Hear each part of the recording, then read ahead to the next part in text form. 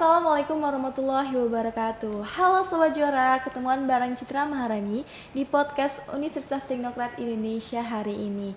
Apa kabar kalian semua? Semoga selalu sehat dan diberi kelancaran dalam menjalankan kegiatan apapun. Nah, podcast kali ini kita kedatangan tamu berprestasi dari Universitas Teknokrat Indonesia, Fakultas Teknik dan Ilmu Komputer, dari program studi D3 Sistem Informasi Akuntansi. Siapakah dia? Ini dia, Rika Mersita.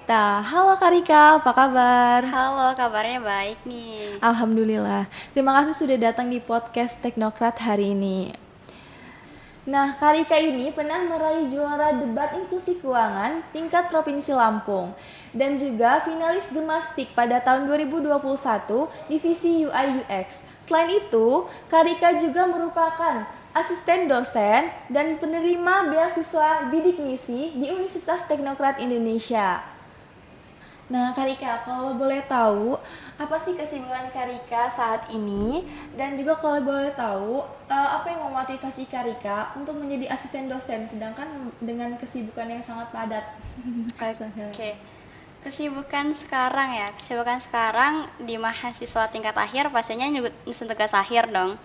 Dan kalau motivasi jadi asisten dosen di mana di masa perkuliahan non akademiknya juga banyak, akademiknya juga padat.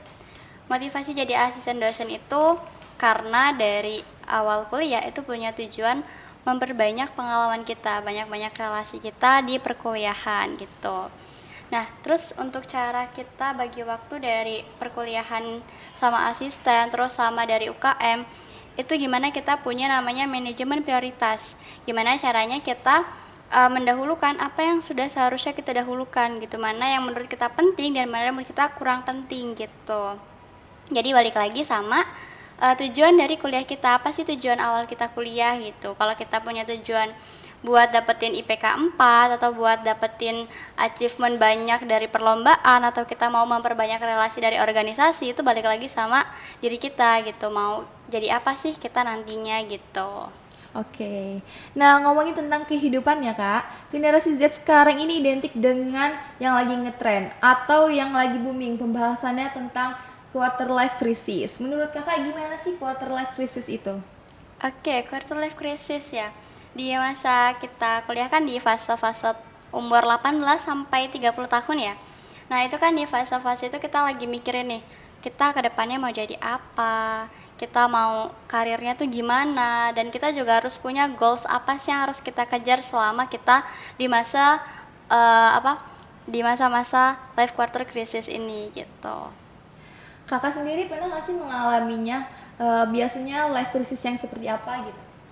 Pernah ngalamin, pastinya pernah ya. Ngalaminnya gimana? Pasti banyak dari kita bahasa-bahasa netizen yang insecure atau galau gitu kan, dimana teman-teman sebaya kita mungkin sudah jadi PNS, sudah punya karir yang bagus, terus ada yang kuliah sambil kerja tapi nilai tetap bagus, kerjaan tetap jalan lancar, tapi kita masih gini-gini aja, kita tuh masih kayak nggak ada progresnya gitu. Jadi kita tuh ngerasa kalau diri kita ini monoton banget sih jadi orang gitu. Tapi dari si insecure tadi, kita tuh nggak boleh berlarut gitu. Dari si insecure kita ngelihat teman-teman kita sebagai perbandingan, itu jadi motivasi buat kita itu lebih bisa dari mereka gitu.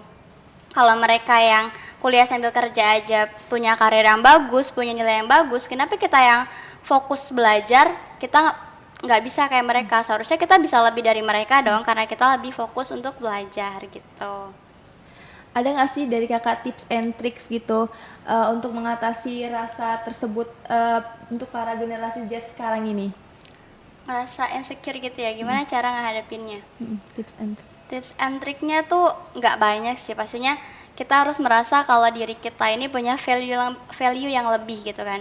Dan juga jangan lupa di masa-masa kita cari teman sekarang, cari relasi, cari circle yang positif yang bisa untuk kalian sharing, buat kalian lebih berkembang dari yang sebelumnya, bisa buat kalian berprestasi dan lain sebagainya. Dan juga kalau kita cari teman gitu kan, carilah teman yang senyaman mungkin. Jadi kalau ada kata orang itu keluar dari zona nyaman buat kamu bisa berubah lebih baik lagi gitu kan, bisa jadi yang wah gitu. Tapi kalau menurutku, kalau kita punya di circle yang nyaman, terus punya teman-teman yang positive thinking, positive vibes gitu kan. Kenapa kita nggak tetap sama mereka dan kita tetap kembangin apa yang bisa kita kembangin gitu. Gimana kalau kita ngerjain dengan terpaksa, kan nggak enak ya. Kalau kita ngerjainnya dengan sepenuh hati karena kita nyaman sama mereka dan lain sebagainya, pasti kan kita juga ngerjainnya enak, ngerjainnya setulus hati gitu. Oke. Ada nggak sih yang ingin kakak sampaikan untuk generasi Z berhubungan dengan quarter life crisis? Oke, untuk generasi Z di quarter life crisis, jangan takut buat kita jangan takut buat kita tuh bisa lebih merasa pede gitu kan. Jangan ngerasa insecure terus. Kita tuh harus tanamin sama diri kita kalau diri kita ini punya value gitu. Kita juga bisa dong kayak mereka. Belum tentu juga mereka yang kita iriin atau mereka yang ngerasa kalau mereka tuh bisa lebih dari kita, belum tentu juga mereka tuh bisa loh kayak kita. Dan kita juga sebagai mahasiswa ya, apalagi sebagai perempuan, kita juga punya harus karir yang lebih gitu kan, dimana di masa-masa kita sekarang ini, di masa-masa emasnya kita masih bisa jalan dengan sehat gitu kan, kita punya kesehatan yang bisa menunjang kita buat menunjang karir lebih bagus nantinya gitu. Jadi kalau ada fase nyaman di diri kita yang bisa buat kita lebih bagus lagi, tinggal kembangin lagi aja. Kalau seandainya dari kita kurang untuk memotivasi hidup, coba lihat diri kita, kenapa sih kok kita bisa kurang motivasi hidup gitu. Oke Sobat Juara, itu tadi podcast kita hari ini bersama Karika tentang quarter life crisis. Semoga podcast hari ini bisa memberikan motivasi bagi kita dan bermanfaat serta semangat baru untuk kita semua. Saya Citra dan Karika pamit undur diri. Wassalamualaikum warahmatullahi wabarakatuh. See you and bye-bye. Dadah.